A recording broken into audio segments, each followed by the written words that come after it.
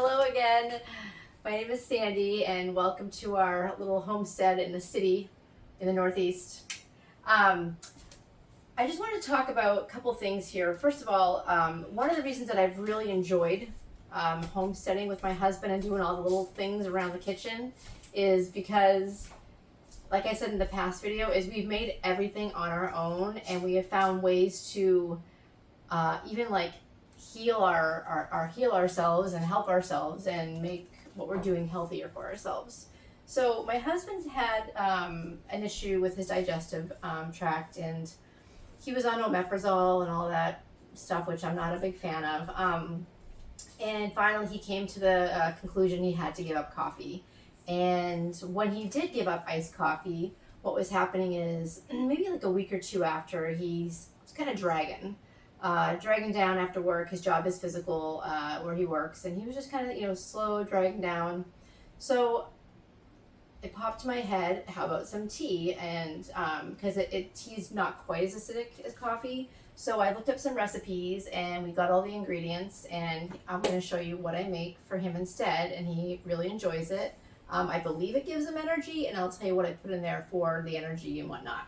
So the tea I used, we bought some loose leaf yerba mate tea, and loose leaf I find is it's more affordable, more economical, and I always have tons of organic tea bags lying around. I love making teas. I have tons of loose leaf teas in my kitchen. But what I made for him was a yerba mate tea, because a yerba mate tea also has a higher content of caffeine than a green tea. The taste is pretty good as well. So what I do is I just bag up, these are all homemade bags of yerba mate tea that I bagged myself.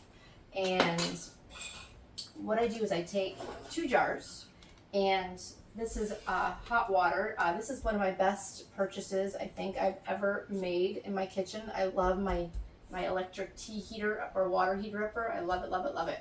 So I take the hot water and I'm just going to pour it in each jar like that. And then I'm going to do this one like that. And then what I do with the 2 jars is I'm going to add 2 bags per jar. And I want to steep these for at least 5 minutes, and I don't want the bags to fall in. I want them to be in the water, but I don't want them to fall in the jar, because with the homemade bag, sometimes the tea leaks out. It's not a bad thing, but I'm just trying to keep it tea leaf free for him. And I take the other 2 bags in the jar here. And like I said, these tea bags are really easy to use. You can find them on Amazon. If you have any questions of which ones I get, I can send you, or I can post a link on our site. And I just do this, scoop this over. That's really hot. Put that in there, get it in there, and just kind of let it. You know what? I think I'm going to put some more tea in this, or more hot water in this one, just to kind of. There we go. Boom, we got it. So I do that. I let it steep for about 5 minutes. That's the timer on my stove. In the meantime, what I do is I take this milk jug that I got. When my son's home, we buy him some raw milk, but I save some of these glass containers. Another thing I've realized about homesteading is we really try to use more glass than plastic. Not a fan of plastic. I'm trying to eventually hopefully get rid of all my plastic Tupperware that's in the making. But I take this jug. And right here, this is a powdered version that I watered down of vitamin B12. B vitamins are amazing. They give you great sustainable energy, and this one tastes like it has like a citrusy taste to it. So what I do is I'm going to pour this in this container right here. Just a little, I didn't use this in my car for oil, don't worry. And I'm just going to do this, pour it right in so it doesn't spill. All these little tools that are just a funnel, it's just so helpful. I'm going to do that. All right, and then once I pour this through the funnel in here, I'm going to add some honey. I don't measure it, I just kind of dump it in. The honey gives it a nice sweet flavor, and it also has, honey is very good for us. So I add that to it, and eventually I'll fill this up and I'll get back to you. The tea just got done steeping. I'm going to remove the plates, and these jars are going to be really hot. So what I'm going to do is I'm just going to wrap a towel around this, and I'm going to dump them in here. While I dump them in there as well, while this tea is hot, I'm going to also pour the honey in it. It will just kind of let it absorb better or dilute better. So I'm going to take this jar. I'm going to take the tea bags out here. Just kind of squish them a little bit, get all the extra stuff we need out of there because I hate wasting. Sometimes I even reuse tea bags a couple times. Don't laugh at me. I do a lot of valerian root tea at night with skullcap, and sometimes I feel that if I only drink it once, I can definitely use it again.